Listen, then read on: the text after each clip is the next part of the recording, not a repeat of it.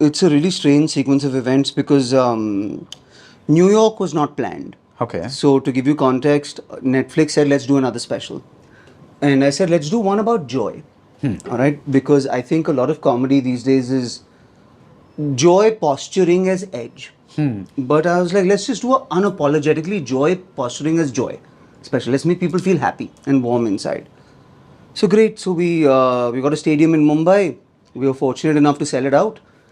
And I said, I'll shoot a opening to that stadium in London. So I'll do like a 7-minute opening in London, and suddenly lights will transition into this Mumbai. If you've seen the red, it looks like the pit of hell, and there's one kind of solitary this thing in there. And I lost my voice 6 weeks before the special. So now, normally when you go up and shoot a stand-up comedy special, you are your most rehearsed. You are your tightest. You have done 180 shows across the world. You're good. You know everything like the back of your hand. I could not rehearse for 6 weeks. I could not speak for 4.5 of those 6 weeks.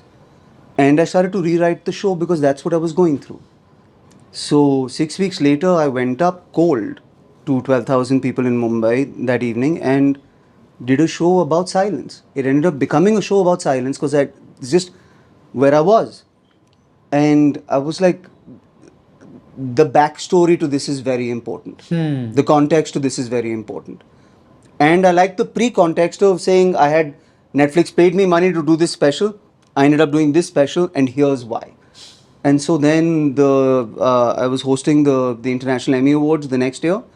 So we went from the Emmy Awards to a comedy club in New York, walked in and did the backstory in New York. That's how it developed. That's how it developed. 10, 11 மற்றும் 12ஆம் வகுப்பு பொதுத் தேர்வில் அதிக மதிப்பெண்கள் பெற்று வெற்றி பெற அனைத்து மாணவர்கள் கையிலும் இருக்க வேண்டிய ஒரே கைட் சுறா கைட் இப்பொழுது விற்பனையில் அனைத்து புத்தக கடைகளிலும் கிடைக்கும்.